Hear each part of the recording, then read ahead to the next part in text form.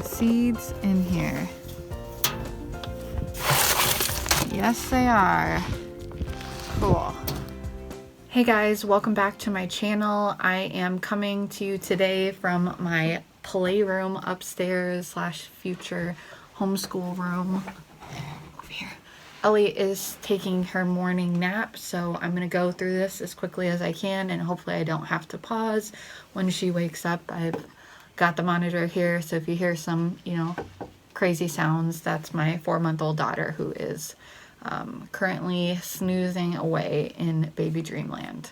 So I'm going to do something kind of fun today. If you are a seed lover or a garden lover or aspiring gardener or aspiring homesteader, I think you might enjoy this. I'm going to be unboxing my MI Gardener and Baker Creek seed orders today. And this is a video that I watched Jess over at Roots and Refuge do, as well as Gardener Jeff, and it was fun to watch just because, I love seeds. I love the possibilities of heirloom gardening and, even open pollinated hybrids. There's some really cool hybrids out there, and a couple that I'm going to be growing this year as well. My husband and I are getting ready to put in our very own raised bed garden at our homestead, which we just purchased. Our home closed on it last May. So this is really the first full year on our homestead, and there is an existing in-ground garden which also has a strawberry patch, a strip of red raspberries, as well as a couple different kinds of grapes all in that garden section.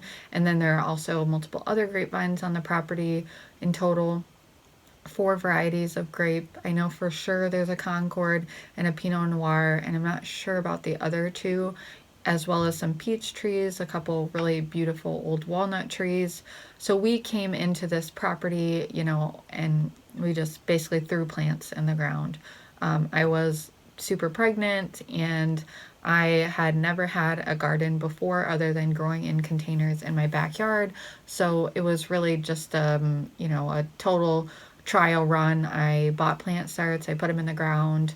We actually did get quite a bit of harvest, even though I only weeded my garden once, and then I just couldn't keep up with it, being pregnant, having pigs, having chickens, everything being new, the farm being new, and I just kind of was overwhelmed. Especially getting down and weeding was really difficult for me in that late stage pregnancy.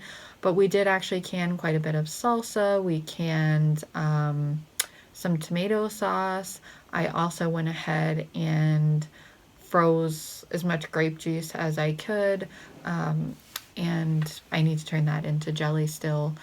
Picked a bunch of raspberries, picked a bunch of strawberries. Mostly they got 8, but I do have some in the freezer as well, which I'm going to be doing a video on making fruit leather out of your, old fruit that's in your freezer. So on to the unboxing. I'm just going to go ahead and dive in and show you guys what I ordered. So this is my MI Gardener order.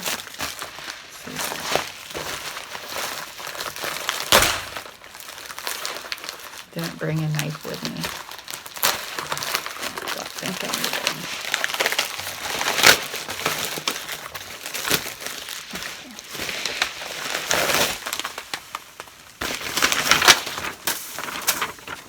All right.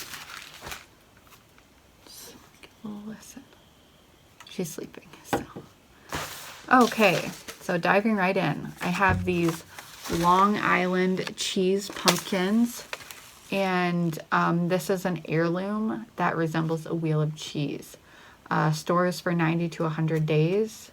Cold tolerant. I'm super excited about growing these pumpkins and hopefully storing at least a couple of them. I have these Early Wonder tall top beets. Now, I have only ever enjoyed beets on top of a salad, crisp. I guess they pan fry them and crisp them on top of a salad. But Trent, my husband, really loves candied beets, pickled beets, and so I'm going to try to acquire a taste for beets, but he really likes beets, so I'm mostly growing them for him. We have these White Wonder cucumbers, which I am super excited about. I think they are beautiful, and These ones, I think it said, don't have the bitterness of other white cucumbers, which I did order a variety from Baker Creek as well. So I'm excited to try these. My in-laws think I'm crazy to grow white cucumbers, and my father-in-law made a joke that he's only going to eat their regular green cucumbers, but hopefully that will be a family favorite as well. I have these beautiful little golden midget watermelons, which says that they are a short season grower and grow to around 3 to 5 pounds. So these I'm excited to try. This is a totally new plant. I've never eaten okra, but I was researching the health benefits of okra, and I really think my father-in-law would benefit from eating okra. So this is the Hill Country red okra, and we're just going to give them a shot. We're going to grow a couple different varieties, the Hill Country and the Clemson Spineless, which I already had seeds for that came in a big seed packet that Trent bought me a while back. So I'm going to try to grow a couple plants, see if I can get my father-in-law to eat them, and if the family likes them, then we might continue to grow them in the future. This is the Alma paprika pepper plants, which is interesting. I haven't gotten a seed packet before that was white from them. So obviously for seasoning paprika peppers, I wanted to try to dry some of these and just see how they are fresh as well. Here we have lemon basil, which I'm excited to grow. Native to Northwest India. We love basil, love fresh basil, and also cook a lot with dried basil. So this is the blue Hopi corn, which is grown by Hopi Indians. 30% more protein is what I found really interesting about it. It's a field corn, and how beautiful is that? I'm really excited to grow, a couple stalks, I guess, and just, see how it is. I thought maybe we would just, harvest the kernels and feed them to the chickens as a snack, or even save them for squirrels for our feeders in the fall and winter. Here, another seasoning pepper. I have the cayenne. These are the long, slim cayennes, and it says it's high yielding, and we use a lot of cayenne pepper, so I'm going to dry most of these, but I thought it'd also be fun to put them in salsa, which we love. Have the lemon habanero peppers. I've never had anything other than a traditional habanero. I have quite a few habanero varieties that I'd like to grow. We love peppers, we love salsa, so this is for salsa. Radishes, we love radishes. I have also tried roasting them, which I admit my husband wasn't the biggest fan of, only because he is very much a meat and potatoes kind of a guy. But I'd like to try to do more things with radishes. Overall, we love eating them fresh. We eat them, raw all the time with veggie dip with carrots and celery. Everyone in our family eats radishes and loves them. We put them on salads. We have them on the side with tacos. So radishes are our favorites, and I'm growing a ton of radishes this year.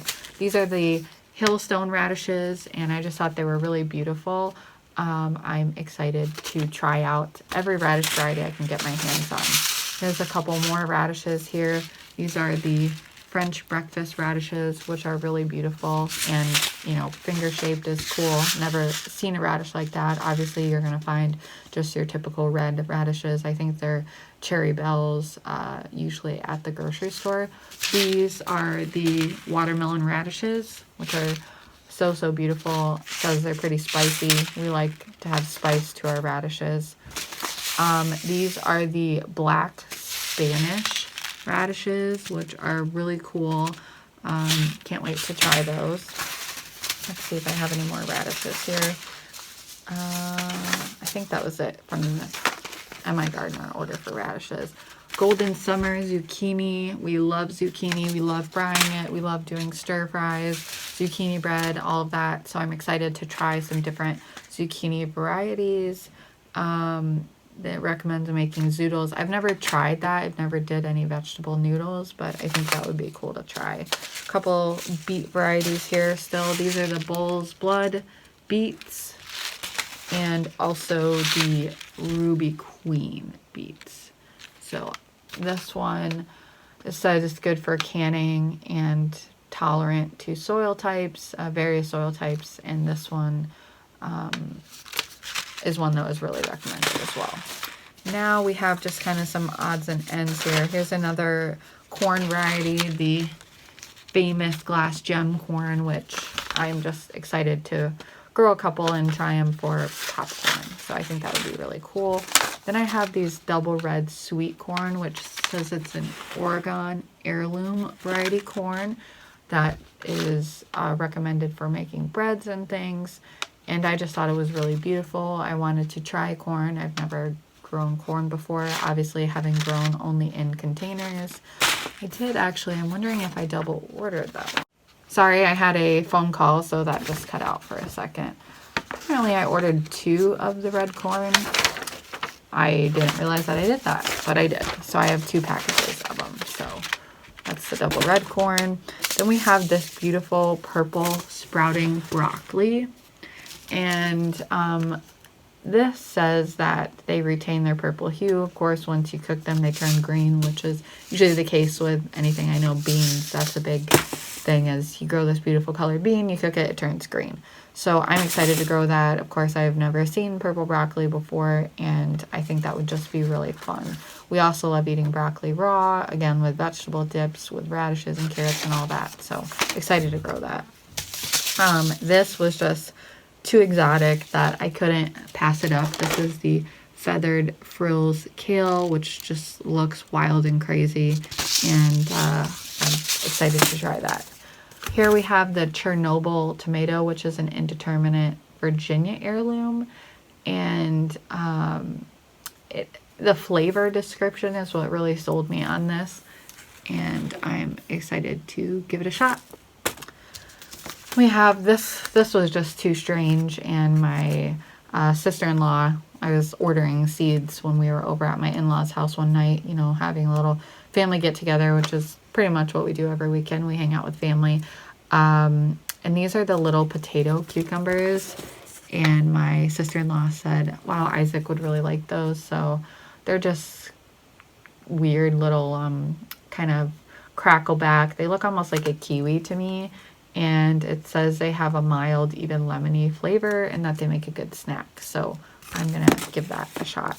These were another things that I got for the kids, my nephews, the jelly melon or the guano, and they're just cool little African cucumbers, thorny, you know, things, and I thought they would be neat to try as a snack.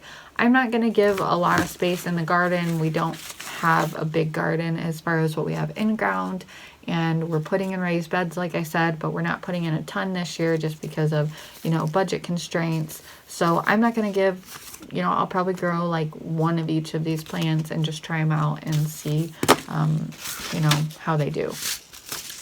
This is the purple coneflower or echinacea, which is going to be going into my medicinal herb garden. So I'm really excited to grow these. And then last but not least, these really beautiful calypso beans, which look like little baby whales, and they're also called the orca bean. So I'm excited to grow this. I'm growing a ton of beans this year to dry. I also love, you know, fresh beans. I'm going to try to can a lot of green beans and things like that. So this is something exciting for me. And then I have here my Baker Creek order. So I'm just going to dive right in. And I'm excited too because, you know, Baker Creek gives you the freebies. So speaking of beans here, this is the Borlato di Vigevano Nano. I'm sorry to Italians everywhere. I believe I butchered that. This is just so beautiful. I have been eyeing this. It's been on my wish list for like over a year before we even had our farm. And they're just so beautiful. I have to grow these, so I'm really excited for these. This is probably one of my most exciting varieties that I'm going to be growing. This is the Scarlet Runner bean. You know, Jess over at Roots and Refuge talks so much about this. Seeing it growing in her garden, it's such a beautiful bean. The red flowers are gorgeous. Great for pollinators, so I'm really excited to grow these beans also. And then also recommended by Roots and Refuge Farm is the Dragon Tongue bush bean, which how beautiful are these? This is a Dutch variety. They're just so pretty. I can't wait to try these, to grow them, to eat them. I mean, seriously, look at these beans. This is, you know, the glory of nature, the beauty in nature is just absolutely astounding. And I just can't wait to see them in my garden. I also have here, this is the Zucchino Rampicante, the Rampicante squash, which says it's a famous Italian heirloom.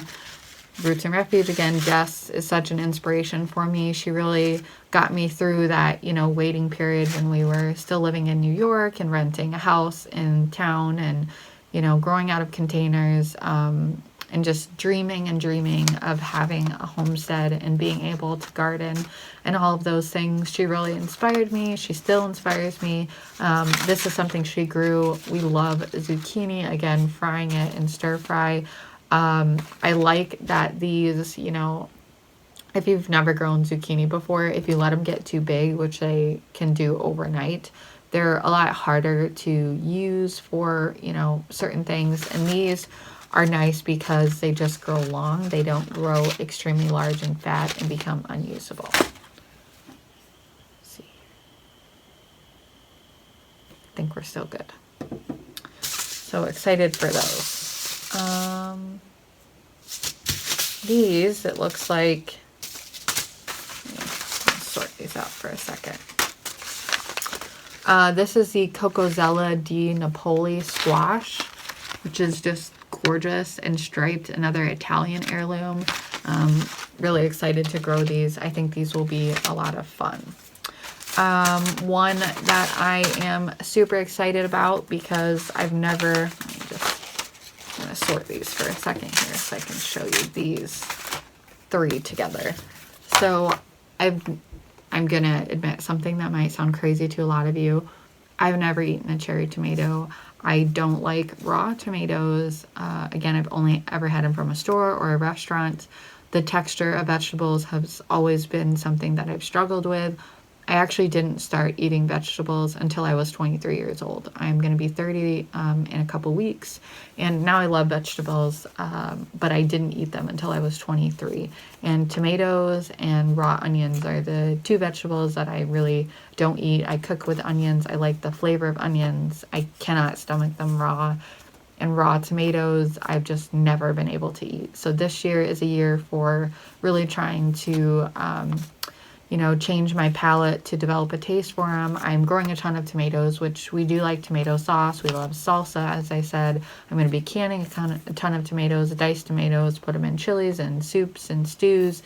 But I am growing these three varieties as my introduction to eating cherry tomatoes, and I'm really excited for them. They won't go to waste no matter what. You know, the family will eat them if we turn out not to like them, but these are the three that I am growing. So I have Wild Boar Farm variety. All three of these actually are Wild Boar Farms. Barry's Crazy Cherry, Blueberries, and Brad's Atomic Grape. So I'm going to be growing these three. I'm actually super excited. I can't wait to eat them and try them. I am very open to trying new things at this stage in my life, and I can't wait to try them. Here is another white cucumber variety. This is the miniature white. So I have this one and the one from Baker Creek, which is the White Wonder. So this one did say that if you let them get large, they do get a little bit bitter. So I'm just excited to try, you know, to cross compare, see which one I like more. I don't know that we will always grow white cucumber variety in our garden. I don't know that we'll grow one or the other, you know, which one will we like more, but I'm definitely going to be doing a taste comparison. I'm not going to grow more than a couple of those plants just because, you know, we have a lot of other pickling cucumber varieties to grow this year, and you know, I know we like green cucumbers, so I just thought we'd try those and see how it goes. Here's another bean variety. This is the rattlesnake pole bean, which I'm excited to try. And, you know, these have like a little purpling to them, not as beautiful as some of the other beans, but they do have really beautiful flowers and they're super productive. So I'm excited to try those. This one is really interesting. This is the Cherokee Trail of Tears, and it's something that the Cherokee Indians took on the, you know, famous Trail of Tears as they were relocated onto reservations, which was a terrible time in U.S. history. We lived out in Washington State, partially when Trent was in the Navy, also in New York State, and there is a really big indigenous population in Washington State, and I learned, you know, a little bit about Native Americans and have been involved as a water rights activist. So I just think that these are really cool. I'm excited to grow these and have a little piece of that Cherokee heritage. Then we have 2 peppers, which I'm super excited about growing. Sugar Rush Cream and Sugar Rush Peach. So these are hot peppers. Yeah, I'm super excited. I think these sound so delicious, and I think they're going to be a great addition for salsa. And then we have, let's see, my last 2 orders, and then my free seeds. So this is the Bloody Mary nasturtium mixed here. It says crimson maroon brick red across creamy white petals. So this is something I'm going to be planting for pollinators, and they just look absolutely beautiful. So I'm really excited to grow these. And then also, again, thank you, Jess at Roots and Refuge, for, you know, always touting the delights of the Kajari melon. I'm excited to grow these. I really don't like many melons other than watermelon, but these just sound so good, and I want to try something new. You know, again, I'm all about trying new things, so we're gonna give the Kajari melon a shot. Now my free seeds, which I admit I'm a little disappointed looking at this, but you know, they're free, so what can you do? Thank you still to Baker Creek for, you know, including free seeds. So it looks like I got 2 duplicates here, which is the Nero di Toscana kale variety, which it says it's an Italian heirloom, dates back to at least the 1820s, beautiful deep black green leaves. So I mean, I'll probably plant this in my lettuce bed at some point and swap some of these in a seed swap that I'm participating in right now. So yeah, thanks Baker Creek. And then a duplicate to what I ordered from M.I. Gardener. These are the purple coneflowers, the echinacea. So I don't think you can have too many of those. I'll probably add these to my seed swap list as well. But you can't go wrong with free seeds. So that about sums it up for what we have. I'm also going to do a video talking about what we're going to be growing this year. So I'm excited. I hope you guys enjoyed this.